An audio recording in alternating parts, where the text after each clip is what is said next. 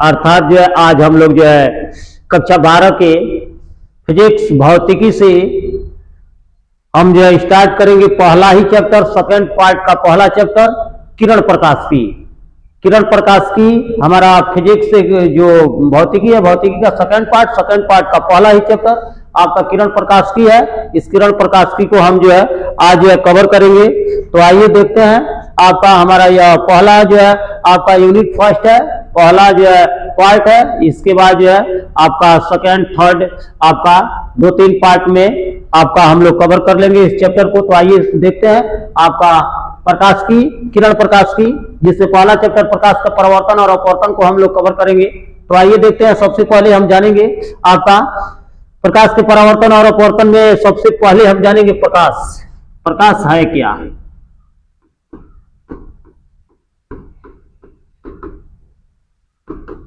प्रकाश है क्या, प्रकाश के डिफिनेशन जानेंगे। तो प्रकाश होता क्या है? आप जानते हैं कि कोई वस्तु अगर अंधेरा में रख दिया जाए, अगर कोई वस्तु अंधेरा में रख दे और उसको हम देखें, भले ही प्रकाश में होकर ही क्यों ना देखें, तो हमको दिखाई नहीं देता है। लेकिन अगर वही वस्तु प्रकाश में हो, वस्तु को प्रकाश में रख दिया जाए और हम अंधेरे में हो जाए तो वस्तु दिखाई देती है। इसका मतलब क्या हुआ? इसका मतलब यही हुआ कि प्रकाश किसी वस्तु को देखने में सहयोग करता है, सहायता करता है। अर्थात डिफिनेशन दे सकते हैं कि प्रकाश वह साधन है, वह भौतिक साधन है जो किसी वस्तु को देखने में सहायता करता है। किसी वस्तु को देखने में सहायता जो हमको करता है वही तो प्रकाश है। तो लिख सकते हैं प्रकाश वह भौतिक साधन है जो किसी वस्तु को देखने में सहायता करता है, वह प्रकाश होता है। दूसरी अगर शब्द में देखा जाए तो थोड़ा सा गौर कीजिएगा कि अगर कोई वस्तु आपका थोड़ा यानी डिम लाइट में हो, यानी जो है प्रकाश कम हो, आप तब देखते हैं तो वो वस्तु उतना साफ नहीं दिखाई देता है। जबकि अगर जो प्रकाश ज्यादा हो जाए, प्रकाश तेज कर दिया जाए तो वस्तु और क्लियर दिखाई देने लगती है। इसका मतलब क्या हुआ? प्रकाश हमारी जो नेत्र दृष्टि, देखने की जो क्षमता है, इसको भी बढ़ाने का काम करता है। तो परिभाषा इसका दे सकते हो प्रकाश के, प्रकाश वह भौतिक साधन है जो किसी वस्तु को देखने में सहायता करता है, या प्रकाश वह ऊर्जा है जो हमारी नेत्र दृष्टि को जागृत करने का काम करता है। तो यहां लिख सकते हैं प्रकाश वह ऊर्जा है, प्रकाश वह भौतिक साधन है, वह भौतिक साधन है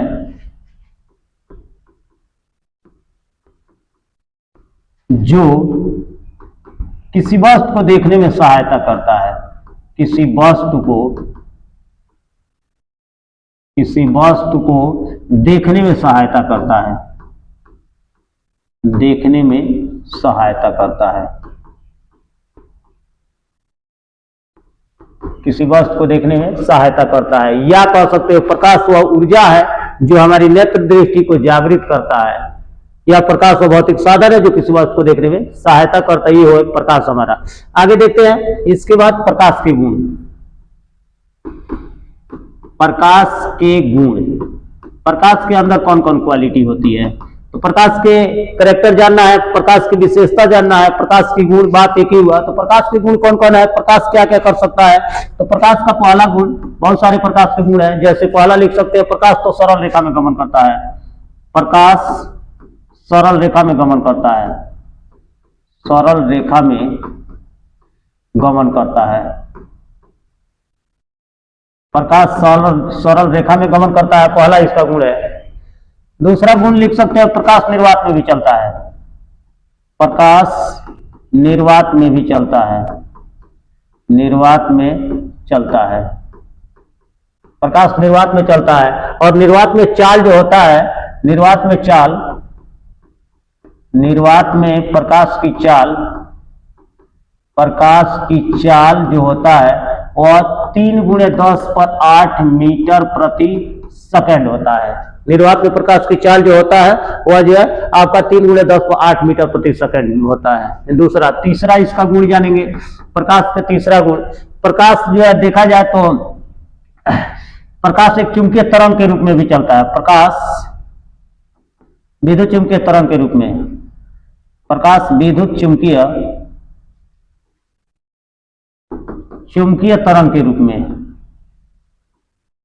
चुंबकीय तरंग के रूप में चलता है। प्रकाश विद्युत चुंबकीय तरंग के भी रूप में चलता है। चौथा अगर बात करें तो प्रकाश जो है अगर देखा जाए तो प्रकाश का परावर्तन होता है, प्रकाश प्रकाश जब किसी तल पर पड़ता है, प्रकाश जब किसी अपारदर्शी तल पर पड़ता है तो वहां से टकराने के बाद फिर वापस लौट जाता है, अर्थात प्रकाश का परावर्तन हो जाता है। जैसे प्रकाश यहाँ जो प्रकाश आकर अपारदर्शी कोई तल है तो यहाँ पर जब प्रकाश पड़ेगा तो यहाँ से टकराने के बाद फिर वापस लौट जाता है, और इस घटना को ही हम प्रकाश का परावर्तन कहते हैं। तो हम लिख सकते हैं, प्रकाश का परावर्तन होता है, प्रकाश का परावर्तन होता है। अगला अगर देखा जाए तो प्रकाश जब किसी पारदर्शी माध्यम में, एक पारदर्शी माध्यम से होकर जब दूसरे पारदर्शी माध्यम में प्रवेश करता है तो वो अपना मार्ग बदल लेता है, अर्थात उसका अपवर्तन हो जाता है। जैसे यहाँ पर अगर देखा जाए तो पारदर्शी माध्यम मानकर चलिए यहाँ पर एयर है और यहाँ पर वाटर है, तो यहाँ से प्रकाश की किरण अगर भेजे तो यहाँ जाने के बाद यहाँ जो जाना चाहिए ऐसे, लेकिन ऐसे ना जाकर अपना मार्ग चेंज कर देता है, अपना रूट बदल देता है, अर्थात अपने पथ से कुछ विचलित हो जाता है। इस घटना को प्रकाश का अपवर्तन कहा जाता है। तो इसका मतलब ये हुआ कि प्रकाश का अपवर्तन भी होता है। लिख सकते हैं, प्रकाश जब एक पारदर्शी माध्यम से दूसरे पारदर्शी माध्यम में प्रवेश करता है तो उसका अपवर्तन हो जाता है। यहाँ हम शॉर्टकट में लिख दे रहे हैं, प्रकाश का अपवर्तन होता है, प्रकाश का अपवर्तन होता है। अगला गुण जानेंगे प्रकाश का। अगर देखा जाए तो प्रकाश का तरंग दैर्घ्य, प्रकाश का अगर तरंग दैर्घ्य देखा जाए, प्रकाश का तरंग दैर्घ्य 4000 एंगस्ट्रॉम से लेकर और 7800 एंगस्ट्रॉम के बीच होता है आपका जो है प्रकाश का तरंग दैर्घ्य, 4000 से लेकर 7800 एंगस्ट्रॉम। यह इसके जो है आपका गुण था। प्रकाश सरल रेखा में गमन करता है, प्रकाश निर्वात में चलता है, निर्वात में प्रकाश की चाल 3 × 10⁸ मीटर प्रति सेकंड होता है, प्रकाश विद्युत चुंबकीय तरंग के विरूप में चलता है, प्रकाश का परावर्तन होता है, प्रकाश का अपवर्तन होता है, प्रकाश का तरंग दैर्घ्य 4000 से लेकर 7800 एंगस्ट्रॉम होता है। और इसके बाद जो है और भी गुण होता है, प्रकाश का विवर्तन होता है, प्रकाश का व्यतिकरण होता है, प्रकाश का ध्रुवण होता है, प्रकाश में प्रकाश वैद्युत प्रभाव पाए जाते हैं।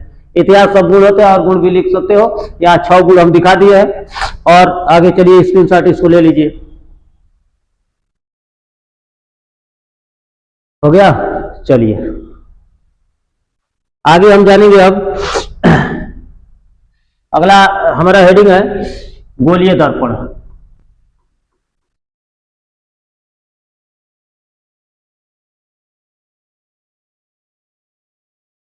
स्फेरिकल मिरर क्या होते हैं, गोलीय दर्पण क्या होते हैं, स्फेरिकल मिरर। तो गोलीय दर्पण होते क्या है, यहाँ ध्यान दीजिएगा। अगर थोड़ा सा देखा जाए, यह एक जो है खोखला गोला है, यह मान के चलिए खोखला गोला है।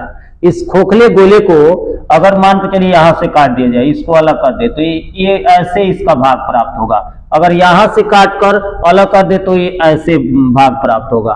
ठीक है, इसका मतलब ये हुआ कि ये जो गोलीय दर्पण है, यह गोली है, यह किसी कांच के खोखले गोला है और उसी को काट कर बनाया गया है। मतलब यह जो है आपका अगर देखा जाए तो किसी कांच के खोखले गोले, किसी कांच के खोखले गोले के कटे हुए भाग को ही हम कहते हैं क्या, गोलीय दर्पण कहते हैं। किसी कांच के खोखले गोले, किसी कांच के खोखले गोले के कटे हुए भाग को हम गोलीय दर्पण कहते हैं। तो लिख सकते हैं किसी कांच के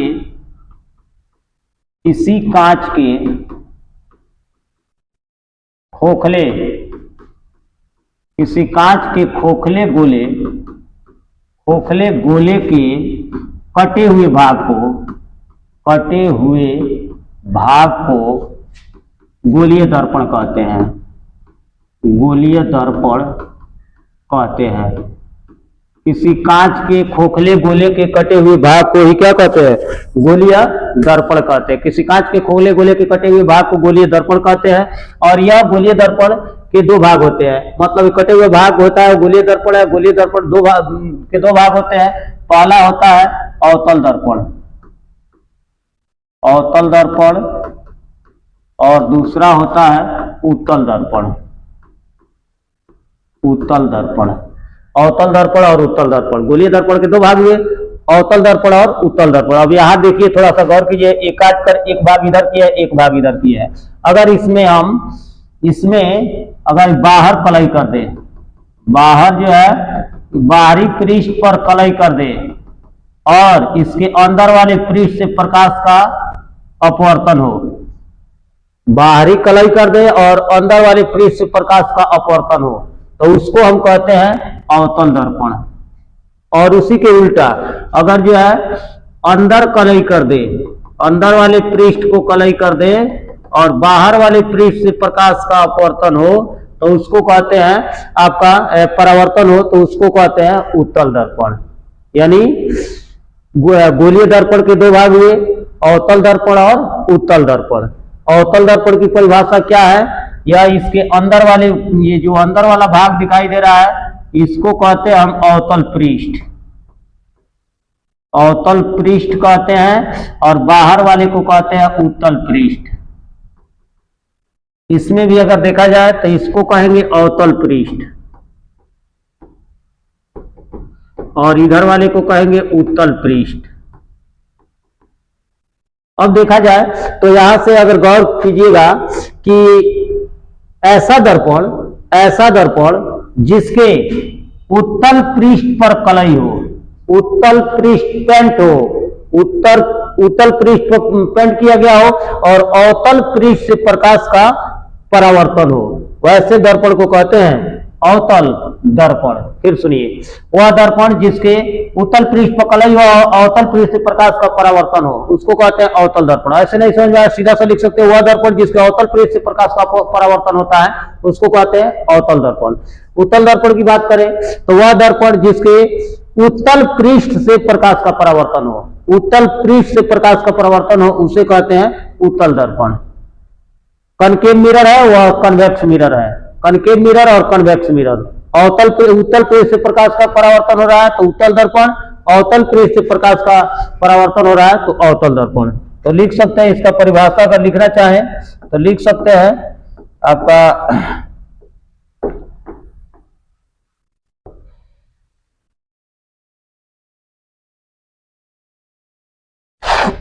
लिख लीजिएगा परिभाषा, एक बार और मैं बोल ही दे रहा हूं, लिख लीजिए। वह दर्पण जिसके अवतल पृष्ठ से प्रकाश का परावर्तन होता है उसे अवतल दर्पण कहते हैं। उत्तल में लिख देंगे वह दर्पण जिसके उत्तल पृष्ठ से प्रकाश का परावर्तन होता है उसे उत्तल दर्पण कहते हैं। यह हुआ।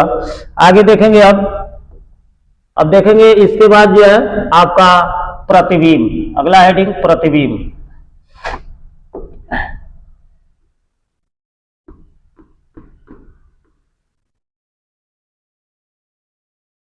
प्रतिबिंब नहीं, इसके बाद हेडिंग है हमारा गोलीय दर्पण संबंधित परिभाषाएं।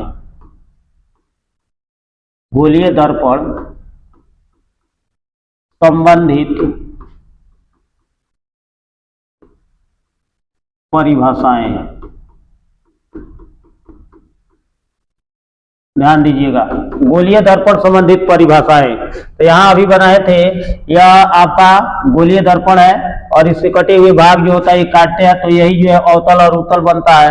तो इसमें अगर देखा जाए तो सबसे पहले अगर जो है बात करें हम अवतल का या उत्तल का तो यहाँ एक बना दे रहा है हम, ध्यान दीजिएगा, ये हमारा है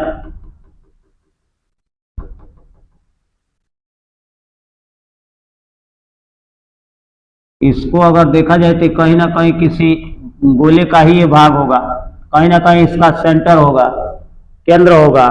और जो है आपका यहाँ पर इसको जो है एक बिंदु होता है जिसको ध्रुव कहते हैं, पोल, और इसको कहते हैं मुख्य अक्ष, सी हो गया। इसके बीच में एक बिंदु होता है जिसको एफ कहते हैं। एफ से जो दूरी होता है पी के उसको फोकस दूरी कहा जाता है, और सी से जो पी की दूरी होता है उसको आर कहा जाता है।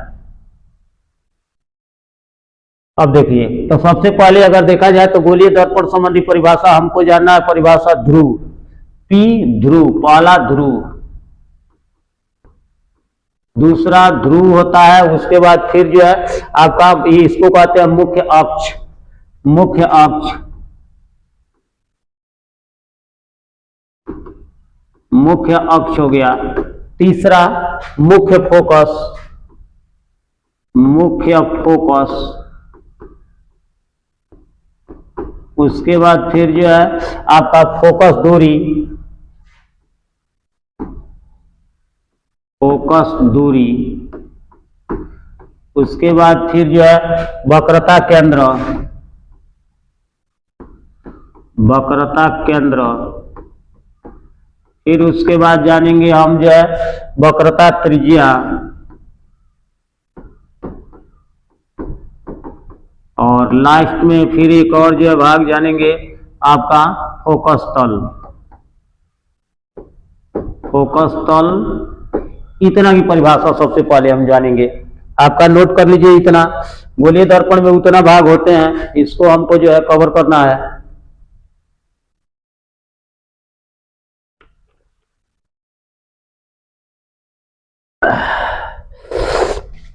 आइए देखते हैं। तो यहां पर गौर कीजिएगा थोड़ा सा।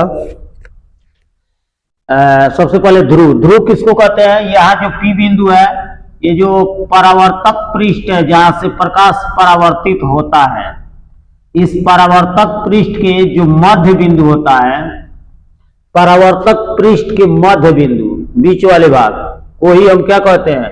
ध्रुव कहते हैं। फिर एक बार और सुनिए, डायरेक्टली के परावर्तक पृष्ठ के मध्य बिंदु को, परावर्तक पृष्ठ के मध्य बिंदु को ध्रुव कहते हैं, और इसे हम डिनोट करते हैं P से, P से प्रदर्शित करते हैं। परावर्तक तल के मध्य बिंदु को ध्रुव कहते हैं, P से प्रदर्शित करते हैं। दूसरा मुख्य अक्ष, तो मुख्य अक्ष जो सीधी रेखा दिखाई दे रहा है, ये सीधी रेखा जो दिखाई दे रहा है यही मुख्य अक्ष है। तो लिख सकते हो P यानी ध्रुव, और जो है मुख्य फोकस, या जो है ये केंद्र से होकर जाने वाली सीधी रेखा को ध्रुव और मुख्य फोकस से होकर जाने वाली, इसको मुख्य फोकस कहते हैं और इसको ध्रुव कहते हैं। तो ध्रुव और मुख्य फोकस से होकर जाने वाली सीधी रेखा को क्या कहते हैं? मुख्य अक्ष कहते हैं। इसे चाहो तो डिनोट कर सकते हो CP से, C और P यही है रेखा। तो लिख सकते हो कि ध्रुव और मुख्य फोकस है, ध्रुव या वक्रता केंद्र से होकर जाने वाली सीधी रेखा को हम कहते हैं मुख्य अक्ष कहते हैं। परिभाषा आप लोग नोट करते जाइएगा। अगला है मुख्य फोकस, मुख्य फोकस इसी को कहते हैं। तो मुख्य फोकस किसको कहेंगे? यहाँ ध्यान दीजिएगा थोड़ा सा, यहाँ गौर कीजिएगा। मान कर चलिए अवतल दर्पण ले लिए, यहाँ पर मुख्य फोकस है, इसकी डिफाइन कैसे करेंगे? तो यहाँ ध्यान दीजिएगा, यहाँ मुख्य अक्ष के समांतर अगर कोई किरण भेजते हैं, मुख्य अक्ष के समांतर कोई भी किरण आकर दर्पण को टकराता है, तो टकराने के बाद जब वापस लौटेगा तो कभी भी आपका मुख्य फोकस से ही होकर जाता है। इसका मतलब क्या हुआ? आपका मुख्य अक्ष से समांतर आने वाली किरण, मुख्य अक्ष से समांतर आने वाली किरण दर्पण से परावर्तन के पश्चात इस मुख्य अक्ष को जिस बिंदु पर काटती है उसी को हम कहते हैं क्या? मुख्य फोकस। तो एक बार सुन लीजिए, लिखेंगे मुख्य अक्ष के समांतर आने वाली किरणें, मुख्य अक्ष के समांतर आने वाली किरणें दर्पण से परावर्तन के पश्चात मुख्य अक्ष को जिस बिंदु पर काटती है उसे कहते हैं मुख्य फोकस कहते हैं, और इसे डिनोट करते हैं F से। मुख्य अक्ष के समांतर आने वाली किरणें दर्पण से परावर्तन के पश्चात जिस बिंदु पर मुख्य अक्ष के समांतर आने वाली किरणें दर्पण से परावर्तन के पश्चात जिस बिंदु पर मुख्य अक्ष को काटती है उसी को कहते हैं मुख्य फोकस। नेक्स्ट अगला हमारा है फोकस दूरी। तो फोकस दूरी यहाँ देखिए, यहाँ जो है फोकस दूरी स्मॉल F से डिनोट किया जाता है, और F कैपिटल F और P के बीच की दूरी, कैपिटल F यानी मुख्य फोकस, P यानी ध्रुव। तो मुख्य फोकस और ध्रुव, मुख्य फोकस और ध्रुव के बीच की दूरी को हम कहते हैं फोकस दूरी। यह है फोकस दूरी। एक बार और देख लीजिए, मुख्य फोकस और ध्रुव के बीच की दूरी को फोकस दूरी कहा जाता है, और इसे हम डिनोट करते हैं स्मॉल F से। नेक्स्ट है वक्रता केंद्र। वक्रता केंद्र किसको कहेंगे? तो यही है वक्रता केंद्र। तो यहाँ जो दर्पण बना है किसी न किसी कांच के खोखले गोले का ही यह भाग होगा, तो उसका जो एक केंद्र है इसी का इसका यह केंद्र होगा।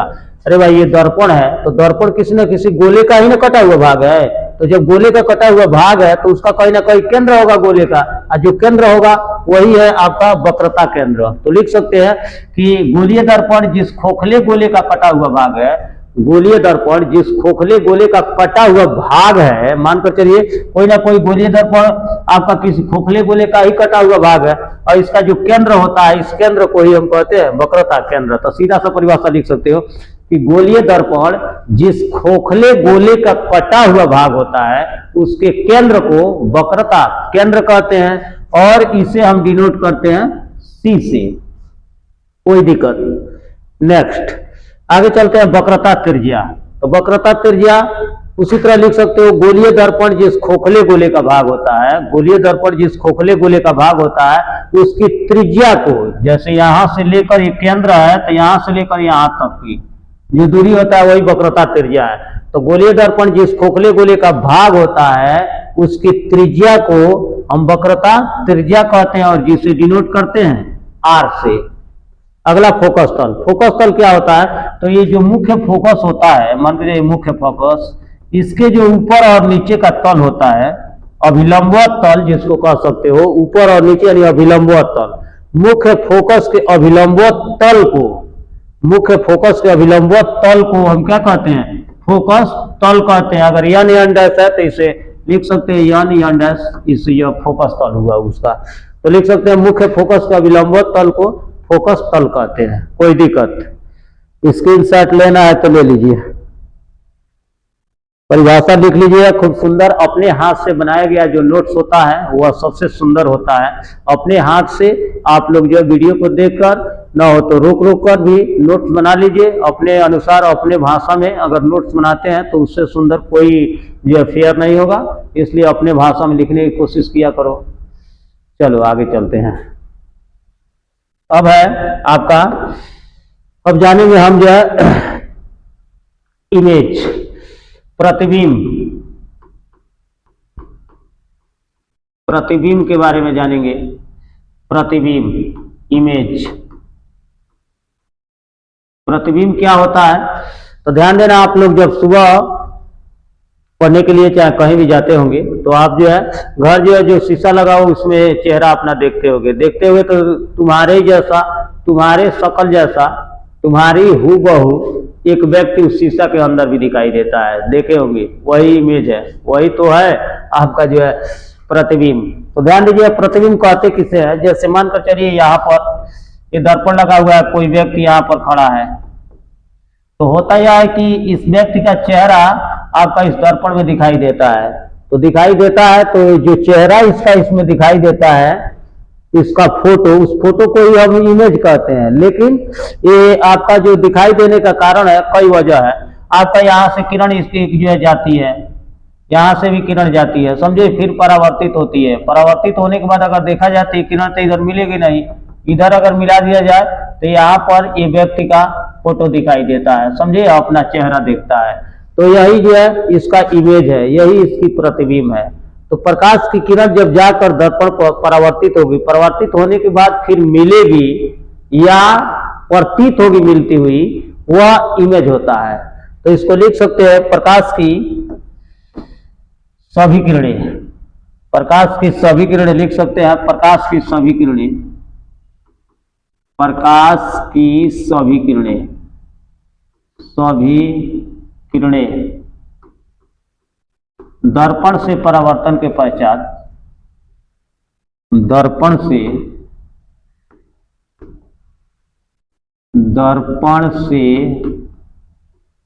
परावर्तन के पश्चात, परावर्तन के पश्चात जिस बिंदु पर मिलती है या मिलती हुई प्रतीत होती है, या मिलती हुई प्रतीत होती है, प्रतीत होती है, उसे प्रतिबिंब कहते हैं, उसे प्रतिबिंब कहते हैं। ध्यान दीजिएगा, यानी प्रकाश की सभी किरणें दर्पण से परावर्तित हो रही है, परावर्तित होने के बाद जहां पर मिल रही है या मिलती हुई प्रतीत हो रही है, वही हमारा प्रतिबिंब है। तो लिख सकते हैं प्रकाश की सभी किरणें दर्पण से परावर्तन के पश्चात जिस बिंदु पर मिलती है या मिलती हुई प्रतीत होती है उसे हम प्रतिबिंब कहते हैं। और देखा जाए तो यह प्रतिबिंब दो प्रकार के होते हैं। प्रतिबिंब दो प्रकार के होते हैं। पहला होता है, आपका लिख देना, प्रतिबिंब दो प्रकार के होते हैं। पहला वास्तविक प्रतिबिंब, वास्तविक प्रतिबिंब, वास्तविक प्रतिबिंब, रियल इमेज जिसको कहते हैं, रियल इमेज, और दूसरा होता है आभासी प्रतिबिंब। आभासी प्रतिबिंब, आभासी कहो या जो काल्पनिक कहो, बात एक ही। आभासी प्रतिबिंब वर्चुअल होता है, वर्चुअल इमेज। ये दो प्रकार के होते हैं आपका, एक जो वास्तविक प्रतिबिंब और एक आभासी प्रतिबिंब। वास्तविक प्रतिबिंब, आभासी या काल्पनिक एक ही बात हुआ। अब वास्तविक प्रतिबिंब क्या होता है? तो वास्तविक प्रतिबिंब क्या होता है? प्रकाश की सभी किरणें, प्रकाश की सभी किरणें दर्पण से परावर्तित हो रही है। परावर्तित होने के बाद अगर दोनों किरणें स्पष्ट रूप से मिल रही है, दो किरणें या दो से अधिक किरणें स्पष्ट रूप से अगर मिल रही है कहीं ना कहीं पर, तो उसको वास्तविक प्रतिबिंब कहेंगे। प्रकाश की सभी किरणें दर्पण से परावर्तन के पश्चात जिस बिंदु पर वास्तव में मिलती है, स्पष्ट मिलती है, उस प्रतिबिंब को वास्तविक प्रतिबिंब कहेंगे। और यदि प्रकाश की किरणें दर्पण से परावर्तन के पश्चात जिस बिंदु पर मिलती प्रतीत हो रही है, मिल नहीं रही है स्पष्ट, लेकिन काल्पनिक कल्पना किया जा रहा है कि किरण संभवतः मिलेगी यहाँ पर, तो अगर संभावना किया जाए, कल्पना किया जाए, तो वह होता है काल्पनिक प्रतिबिंब। अर्थात वास्तविक प्रतिबिंब की परिभाषा लिख सकते हैं, प्रकाश की सभी किरणें, प्रकाश की सभी किरणें, सभी किरणें दर्पण से परावर्तन के पश्चात, दर्पण से परावर्तन के पश्चात, परावर्तन के पश्चात जिस बिंदु पर वास्तव में मिलती है, वास्तव में मिलती है, उसे वास्तविक प्रतिबिंब कहते हैं। वास्तविक प्रतिबिंब कहते हैं। यानी प्रकाश की सभी किरणें दर्पण से परावर्तन के पश्चात जिस बिंदु पर वास्तव में मिलती है, उसे वास्तविक प्रतिबिंब कहते हैं। और वास्तविक जो प्रतिबिंब होता है हमेशा हमेशा याद रखिएगा उल्टा होता है। वास्तविक प्रतिबिंब उल्टा बनता है और वास्तविक प्रतिबिंब को पर्दे पर लिया जा सकता है। ठीक। अब है आभासी प्रतिबिंब। आभासी प्रतिबिंब प्रकाश की सभी किरणें, लिख सकते हैं प्रकाश की सभी किरणें, प्रकाश की सभी किरणें, सभी किरणें दर्पण से परावर्तन के पश्चात, दर्पण से परावर्तन के पश्चात जिस बिंदु पर मिलती हुई प्रतीत होती है, मिलती हुई प्रतीत होती है, उसे आभासी प्रतिबिंब कहते हैं। आभासी प्रतिबिंब कहते हैं। ध्यान दीजिएगा, प्रकाश की सभी किरणें दर्पण से परावर्तन के पश्चात जिस बिंदु पर मिलती हुई प्रतीत होती है, उसे आभासी प्रतिबिंब कहा जाता है। कोई समस्या? आगे बढ़े। तो यह था आपका वास्तविक प्रतिबिंब और आभासी प्रतिबिंब। इसके बाद हम जानेंगे आपका गोलीय दर्पण पर किरण आरेख। गोलीय दर्पण पर किरण आरेख जानेंगे। चलिए आइए देखते हैं गोलीय दर्पण पर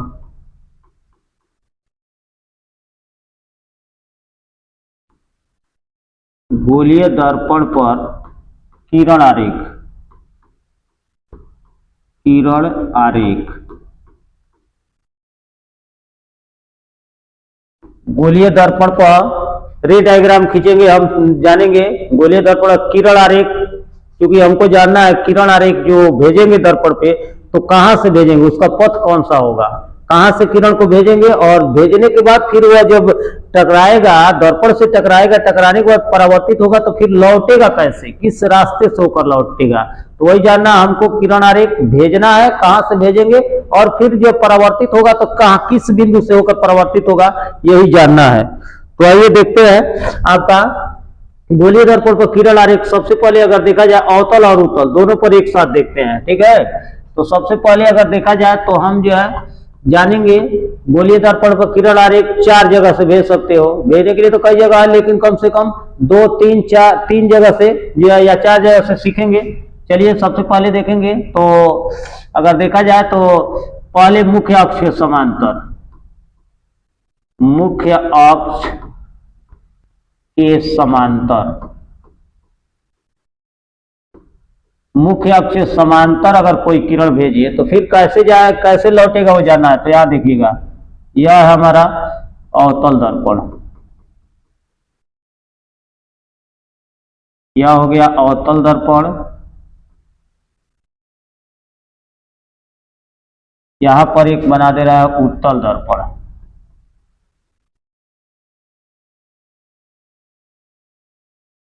उत्तल दर्पण इधर एफ और सी होता है। अब ध्यान दीजिएगा, मुख्य अक्ष से समांतर हमको भेजना है, तो मुख्य अक्ष यही है हमारा मुख्य अक्ष। इसके समांतर अगर कोई किरण भेज दे, इसमें भी मुख्य अक्ष से समांतर, मुख्य अक्ष इसके समांतर भेज दे, ठीक। तो जब मुख्य अक्ष से समांतर किरण भेजते हैं तो हमेशा फोकस से ही लौटता है। मुख्य अक्ष से समांतर भेजेंगे तो फोकस से लौटेगा, तो यह जो है फोकस से लौटा देंगे। लेकिन यहाँ ध्यान दीजिएगा, फोकस इधर है, फोकस तो इधर है नहीं कि लौटा देंगे, इधर है फोकस। इधर कलई पेंट है तो इधर तो जाएगा नहीं, लेकिन वह ऐसा प्रतीत होगा कि वह लौट रहा है कहां से, फोकस से। तो इसमें लिख सकते हैं आपका, जो किरण मुख्य अक्ष के समांतर जाती है, दर्पण पर जो किरण मुख्य अक्ष के समांतर जाती है वह फोकस से लौटती है या लौटती हुई प्रतीत होती है। जो किरण मुख्य अक्ष से समांतर जाती है फोकस से लौटती है या फोकस से लौटती हुई प्रतीत होती है। ये पहला हमारा है। चलिए दूसरा देखते हैं। दूसरा भेज रहा है मुख्य फोकस से, मुख्य फोकस से, मुख्य फोकस, मुख्य फोकस से किरण कैसे भेजेंगे। तो ध्यान दीजिएगा, मुख्य फोकस इसी का उल्टा होगा, मुख्य फोकस इसका उल्टा हो जाएगा। और चाहो तो चलिए इसको स्क्रीनशॉट लेते जाइएगा।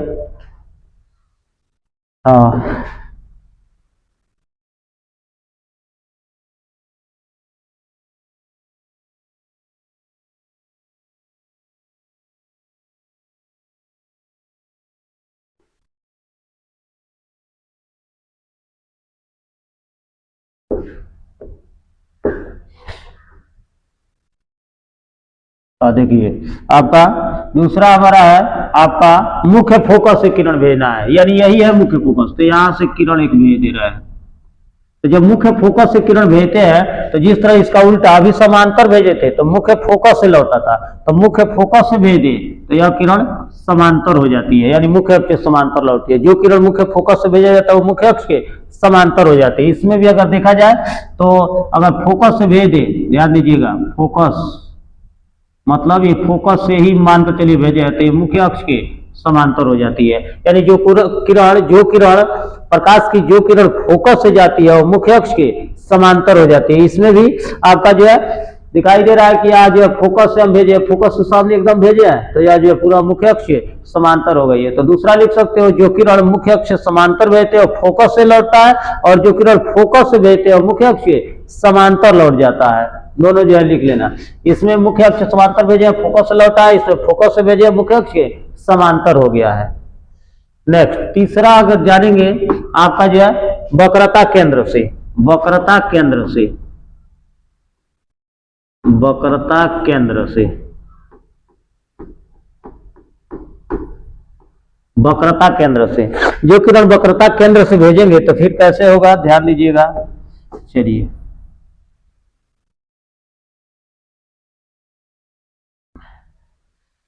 वक्रता केंद्र से अगर भेजे तो यह है आपका अवतल दर्पण, यह है उत्तल दर्पण,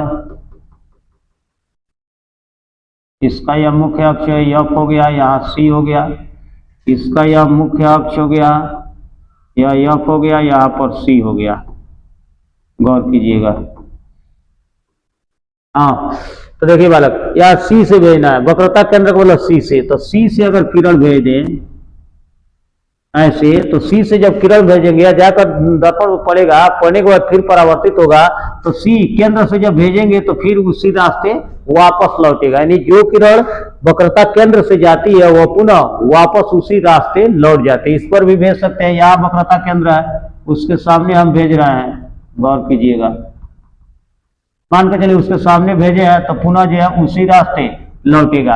यानी लिखेंगे जो किरण मुख्य वक्रता केंद्र से भेजते हैं या जो किरण दर्पण के वक्रता केंद्र से होकर जाती है वह पुनः उसी रास्ते वापस लौट जाती है। जो किरण वक्रता केंद्र से जाती है वह पुनः उसी रास्ते वापस लौट जाती है।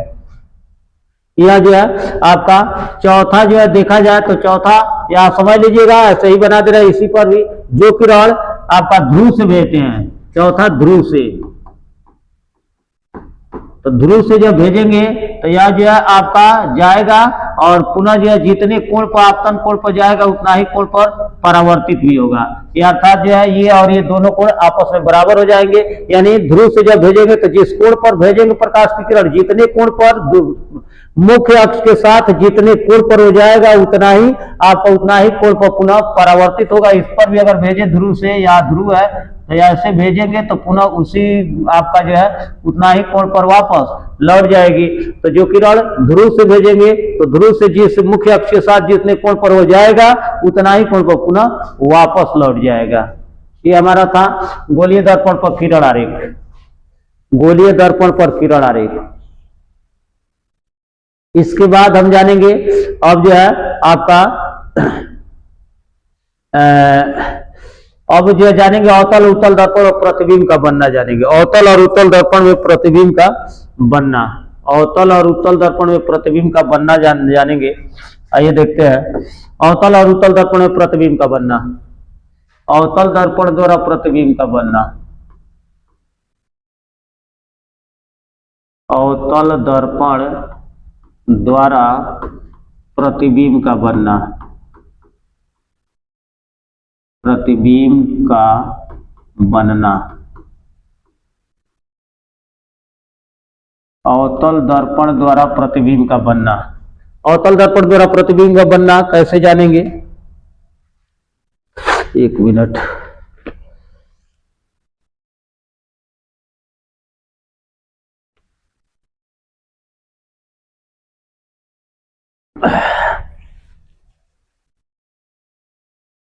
आइए देखते हैं अवतल दर्पण द्वारा प्रतिबिंब का बनना। अवतल दर्पण में 6 प्रकार के प्रतिबिंब बनता है। पहली बात, अवतल दर्पण में जो प्रतिबिंब बनता है 6 प्रतिबिंब बनता है और उसकी वस्तु की स्थिति जानना है। वस्तु कहाँ रखेंगे तो प्रतिबिंब कहाँ बनेगा यही जानना है। तो देखिए सबसे पहले अगर देखा जाए तो वस्तु अनंत दूरी पर, वस्तु अनंत दूरी पर, अनंत दूरी पर, वस्तु अगर अनंत दूरी पर है तो फिर प्रतिबिंब कहाँ बनेगा? एक एक करके यही को बना रहा है, ध्यान दीजिएगा। यह है हमारा अवतल दर्पण,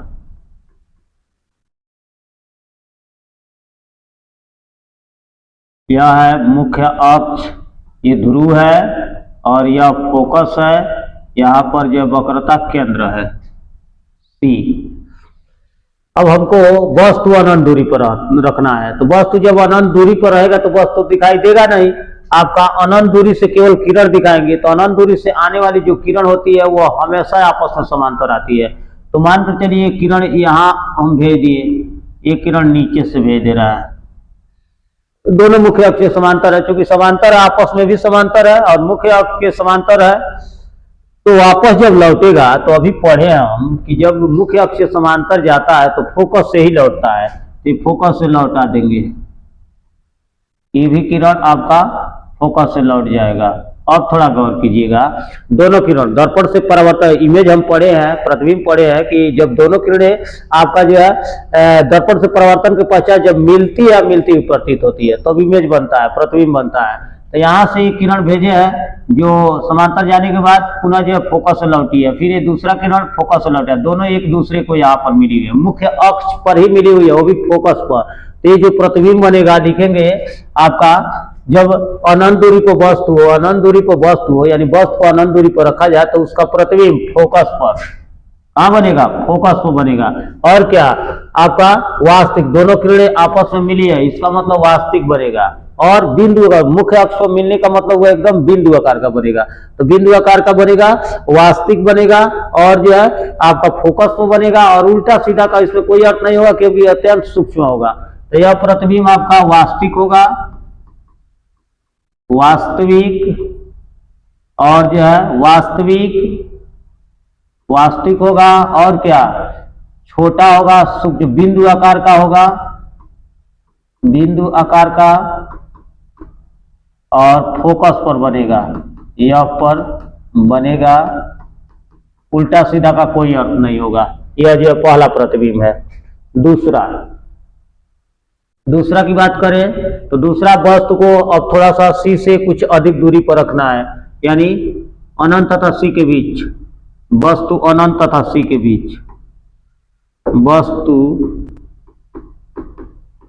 अनंत तथा सी के बीच, अनंत तथा सी के बीच रखना है। यह हमारा जो है, यहां देखिएगा, यह जो हमारा अवतल दर्पण है, यह मुख्य अक्ष है, ध्रुव हो गया, फोकस हो गया, यहाँ पर वक्रता केंद्र हो गया, यहाँ पर वस्तु रख रहा है, गौर कीजिएगा। यह एक वस्तु है, सी से कुछ अधिक दूरी पर वस्तु है, इधर अनंत इधर सी, तो सी और अनंत के बीच में ही पड़ा। यहाँ मानकर चलिए ए भी एक वस्तु है, ए बी एक वस्तु है। यहाँ से एक किरण मुख्य अक्ष से समांतर भेज दिया जाए, तो जो मुख्य अक्ष से समांतर जाएगा तो फोकस से लौटेगा, मुख्य अक्ष समांतर जाएगा, उस फोकस से लौटा देंगे। यहाँ पर मानकर चलिए फोकस है, एक किरण हम फोकस से ही भेज दे रहा है, तो जब फोकस से भेजेंगे तो मुख्य अक्ष से समांतर होगा, तो ऐसे लौटा देंगे। यानी यहाँ पर दोनों किरणें मिली हुई है, यहाँ पर दोनों किरणें मिली हुई। इसका मतलब ये हुआ कि जब वस्तु को अनंत तथा सी यानी वक्रता केंद्र के बीच में अगर कहीं पर भी रखा जाए तो उसका प्रतिबिंब सी और एफ के बीच में बनेगा, सी और एफ के बीच में बनेगा, उल्टा बनेगा। यहां मानकर चलिए ए डैश बी डैश प्रतिबिंब बना है, जो उल्टा है, मूल वस्तु के सापेक्ष उल्टा है, तो उल्टा बनेगा।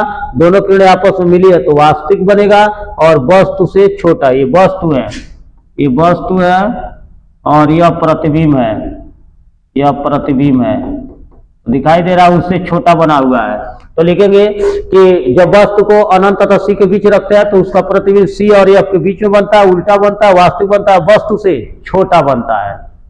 हो जाएगा। तीसरा देखते हैं। तीसरा हमारा है, अब यहां से वस्तु उठाकर सी पकड़ देना, वस्तु उठाकर सी पकड़ देना है, यानी वस्तु सी पर, वस्तु सी पर अगर रख दे तो गौर कीजिएगा, यहां पर प्रतिबिंब देख लीजिए सी का, ये हमारा अवतल दर्पण है,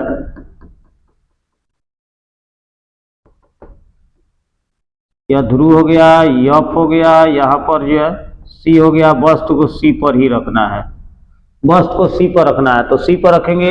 यहाँ से एक किरण मुख्य अक्ष समांतर भेज दे रहा है, फोकस से लौटेगा, और एक भेज दे रहा है फोकस से, तो ये मुख्य अक्ष के समांतर लौटेगा। थोड़ा गौर कीजिएगा, आपका थोड़ा सा और ही जाएगा, मतलब यहाँ पर सी पर ही मिलेगा। जब आप इंचिन से मिलाएंगे तो स्पष्ट जो है सी पर ही मिलेगा। यहाँ पर ए बी वस्तु है और ए डैश बी डैश प्रतिबिंब है, और यह जो प्रतिबिंब बनेगा सी पर ही बनेगा, और जो है आपका जो है सी पर वस्तु होगा, सी पर प्रतिबिंब बनेगा, उल्टा बनेगा, वास्तविक बनेगा, और वस्तु के बराबर बनेगा। पूछ देता है परीक्षा में कि वह बिंदु बताइए, वह बिंदु अवतल दर्पण सामने वह बिंदु बताइए जहां पर वस्तु रखने पर प्रतिबिंब भी वही बनता है और वस्तु के बराबर बनता है, तो वह है सी। सी पर रख दे तो वस्तु के बराबर प्रतिबिंब बनेगा, और सी पर ही बनेगा, उल्टा बनेगा, वास्तविक बनेगा, वस्तु के बराबर बनेगा। अगला इसको नोट कर दीजिए, स्क्रीनशॉट ले लीजिए, लेना हो तो।